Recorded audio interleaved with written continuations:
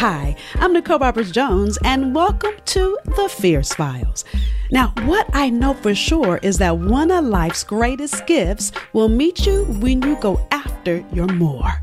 And so here is why I share with you thought-provoking insight and behind-the-curtain conversations with women who have reached the pinnacle of success because they went after their more. Now, I really want you to get this. One idea from these episodes can make a remarkable difference, not just in your career, but in your life. And I want to make sure you join the conversation in our Facebook group. So go to findyourfiercemovement.com. Now grab your pen and get ready for today's session of The Fierce Files. We are replaying some of our favorite episodes from season 1. So take a listen to this episode and then mark your calendars to join us for season 2 on January 9th. Hi, Nicole Roberts Jones here, and welcome to this special 3-part series on why you must go after your more. Now, this is part 1. Your job is not big enough for your gift. And do you know why your job is not big enough? Now, sure, it may have been when you first started out, but now you have the career you always wanted. Matter of fact, you have the corner office, the title, the expense account. You're already successful, and yet something is missing, and you secretly yearn for more. But how can you dare want it when, according to the definition of success, girl, you are it. And because you already got it all, you feel guilty for wanting more. Does that sound familiar or anything close to it? Well, let me tell you that you're not alone. Matter of fact, I created the Fierce Files just for you. And if you listened to our welcome episode, you heard me share my story of the moment in time in my career where I realized that the job I had was not big enough for my gift. So you have to understand that you may start in a career and be excited and great at it. But if you outgrow it, you're probably feeling one or all three of these things. 1, you dream or daydream about things you could be creating or implementing, but your job will not allow you to do them. Or projects and activities that used to excite you now bore you. You've done the same things so many times that they're no longer challenging you. Or you know you can contribute more than your current job allows you or the company will ever allow you to do. Well, if you feel any of those things or anything close to it, what that means is time for your expansion. And I have to tell you that the reason you have that rumble in your belly leading you to do more or be more is because despite the fact that you're already successful, your job is not big enough for your gift. There is more for you to do. And there is more for you to become, because it's not about doing, it's about being. Now, I know some of you may be wondering what I mean by more. Now, I shared this with you in our welcome episode, but in case you missed it, let me try to explain it to you plain and simple. The more that I'm referring to isn't defined by how much money you make or how many people know your name or consider you successful. See, the more I'm referring to is that gnawing feeling you have inside of you that is calling you to a life of bigger than where you are right now. It's calling you to grow your impact and influence. It's a desire you have to live a life that's more purposeful. And most importantly, it's a desire you have to live a life that is fulfilling in a way that serves others just as much as it serves you. See, what I've learned in the 20 plus years that I've been working with women to move into their more is that there are so many women out there that crave a life of significance. But the sad fact is that most believe that going after that rumble in their belly is only for a select few. So they spend their lives in a career that is mediocre, enough at its best. Focus on their paycheck instead of actually going after, like it says in Ephesians 3:20, they're abundantly above all. So I'm here with you as your sister friend to call you out and to tell you to stop settling for what you already have. See, I'm here to foster the space for you to go after that big, bold dream you have. See, I think the perfect example of going after a big, bold dream is Miss Oprah. Now, I really want you to think about this. Oprah was already successful. She had a successful talk show when her more started rumbling in her belly. That more was for Oprah to begin her own TV network. See, she had reached a level of success that only 1% of the population ever reached. And yet there was still even more for her. And at a time when Oprah's talk show was still doing well in the ratings, she decided to end it all. Who does that? I'll tell you who. A woman who is clear that her job is not big enough for her gift. A woman who knows she can do more and be more. So what did Oprah do? What did Oprah do when she had that rumble in her belly? She ended her talk show and went after her more and started her own network. And I really want you to think about it. What is your more? What is the secret desire you have that you haven't told anybody about because you've been thinking to yourself, how dare I want it? Maybe your more is to begin a business so that you can have the freedom and flexibility to do what you love while you travel the world. Maybe your more is to write a book. Maybe your more is to travel the world as a speaker. I could go on. The possibilities are endless. But the point is that dream, that desire in your heart is there because God is calling you out. He has more for you to do. And you're playing small. You sitting in good enough doesn't help anybody, including you. So I want you to think about it. Your gift, your fears, and that next level that's rumbling in your spirit. It is exactly what makes the difference between a little girl who loves to play tennis and a 23-time Wimbledon winner. Hello, Serena Williams. It makes a difference between a woman who went from being fired from her first on-air reporter job because her boss didn't think she was ready for TV to one day becoming Oprah. It makes a difference between a little black girl from the south side of Chicago who went on to become First Lady of the United States. Michelle Obama. It makes a difference between a little 9-year-old girl practicing every single day in her backyard after school for years, even practicing all summer long, who later morphed into Sasha Fierce. So yes, I'm talking about the one and only Beyonce. See, each of them were ordinary. There were ordinary women who went the extra mile it took to reach their more and turned it into becoming extraordinary. And dare I say that extra with your ordinary, that extraordinary is calling for you. So let me give you the 4 steps that will help you move into your extraordinary, to move into your more. Number 1, be willing to do it afraid. See, what I hear from most women who want to move into their next level is that they are afraid. They're afraid that they won't reach the same success that they've already obtained as they transition into this new way of exercising their gift. Well, to that I say, anything you do that is great will be scary. Ask Ava DuVernay, a little black girl from Compton, California, who first accomplished one insurmountable goal of becoming a publicist in Hollywood, to then leave that and go after her more and her real passion to become a Hollywood director. Let me tell you something. When you are already successful, oftentimes it is that success that keeps you in good enough. And I have to tell you that because your more is new territory for you, it's going to be scary. So understand that feeling afraid is a normal part of the process. Just don't let that fear paralyze you from moving toward your goals. So your comfort zone can keep you in very predictable spaces. So you've got to let go of your expectation of having to know and understand it and accept that you just may need to, and here's number 2, find help. See, when you're starting out on a path you have never been on, there are some things that you just aren't going to know how to do, no matter how successful you already are. So stop trying to figure everything out and find someone to help you move your vision forward. Yes, you have the intellectual property to do this new thing.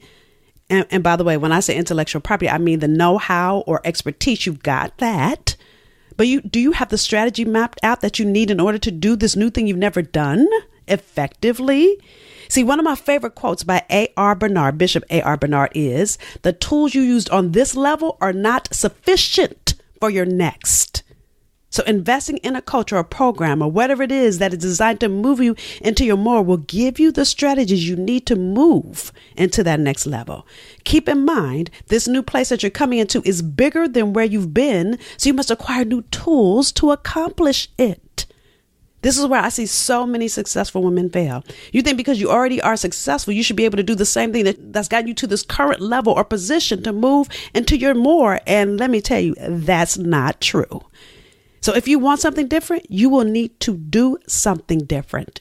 And again, I say to you, the tools you use on this level are not sufficient for your next.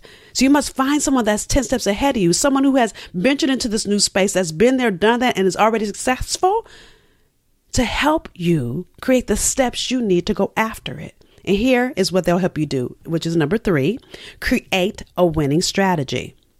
See, oftentimes overwhelm and or fear sets in because you're working without a real plan. See, many people think that launching something new or beginning a successful business starts with a business plan. And while a business plan is part of it, see, I believe strategy is even more important. See, strategy is a long-term plan of action designed to achieve a particular goal or a set of objectives. See, strategy states how business should be conducted, and without it, you have no plan of action. And without no plan of action, how are you going to lead to a predictable result? See, do you think Oprah left her TV show to start a network without a plan? You better think again. So yes, having an expert that understands this new lane you're walking into and someone who can help you create a winning strategy is a must.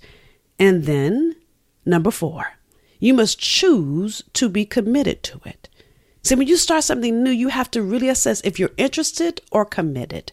See, if you're interested, if you're only interested in following that rumble in your belly, you will only do what is convenient.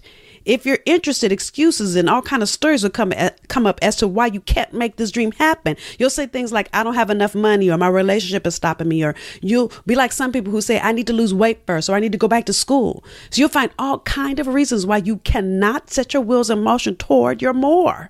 However, if you're committed, you will do whatever it takes. You will do it all. You're going to do whatever it takes to become the person you need to become in order to obtain that next level of success that's waiting for you.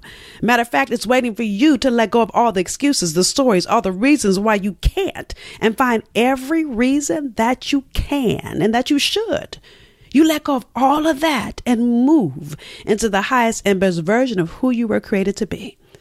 See, it was commitment that allowed Oprah to go after starting her own network. Keep in mind, she had a successful TV show, not a network, something she had never done before, which required a whole lot of more, right, to move forward. And then in January 2011, when she launched the OWN network in 80 million homes, see, Oprah promised to deliver a cable powerhouse, and $250 million was poured into her dream. However, after year 1, do you remember this? The ratings were even below the failing cable networks. What did Oprah do? Because she was committed, she needed help. She knew she needed help. So she brought in seasoned hands from the cable world. In an article I read by Peter Hamilton, a publisher of the newsletter documentarytelevision.com, and he's consulted several cable networks. Here's what he said. He said Oprah and the original OWN team had to let go of a lot of their presumptions about programming a cable network. Again, remember what I said? The tools you use on this level are not sufficient for the next.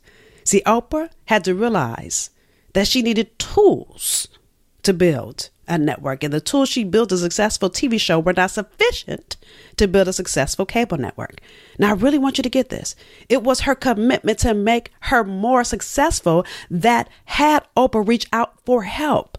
Oh, she could have quit. She could have quit it all. She already put so much money in it. But because of her commitment, she reached out and got the help she needed, and then got the winning strategy. And look at her network now. See, it was commitment that allowed her to not just want more, but to make it real. And this is what it will take. It will take you moving beyond just being interested in it and becoming committed to it in order to move you more past dreaming about it or praying about it and talking to people about it to actually being about it. See, I want you to really think about this.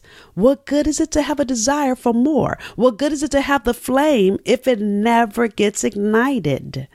Well, this episode is here to fan the flame of more that's lit inside of you. And why is this all so important? When I'm doing the research for this episode, I stumbled on a survey conducted by the Society for Human Resource Management.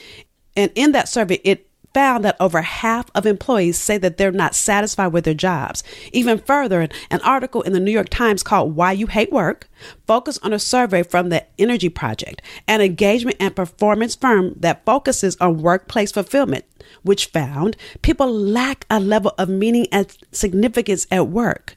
And to make a long story short, the research found that over 50% of people are not fulfilled at work.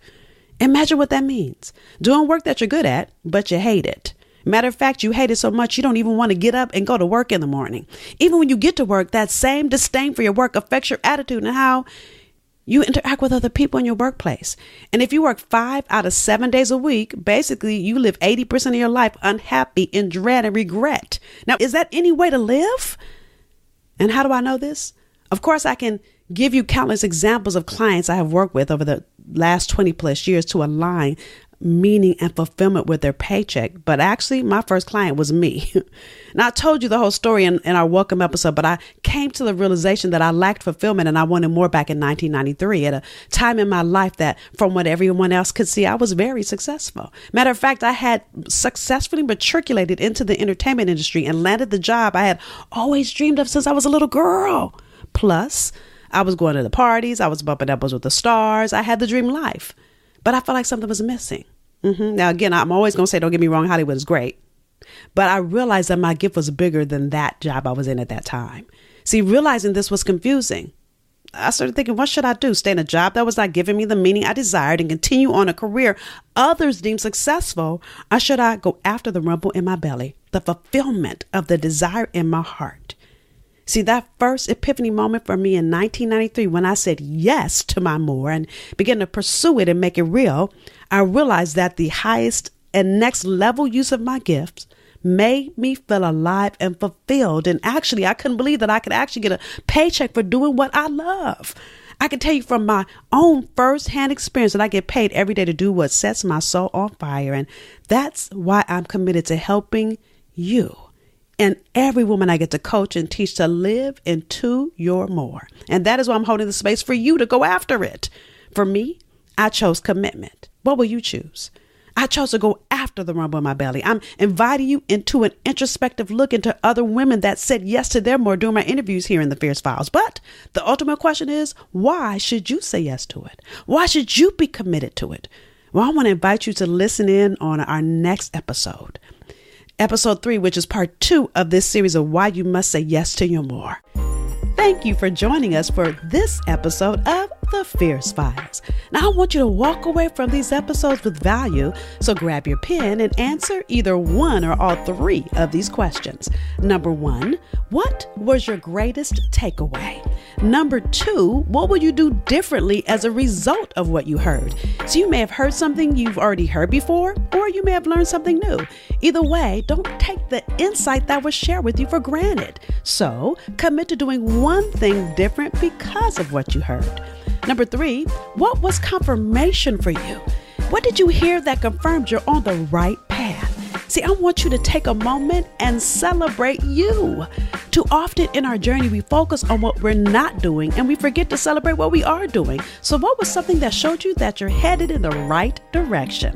Now, I want you to share your answers. Share your answer to either number 1, what was your greatest takeaway? Number 2, what would you do different? Or number 3, what was confirmation for you? And share it in our Facebook community. So go to findyourfiercemovement.com and use the hashtag FierceFiles. Now, each experience we encourage, support, and celebrate as a community. It allows us to expand in possibility and wisdom, in encouragement and love. Now, we've invited you into our community to deepen our journey with being the answer someone needs and in being committed to your next level. So until the next time, be extraordinary, be unapologetic, be bodaciously you, go and be fierce.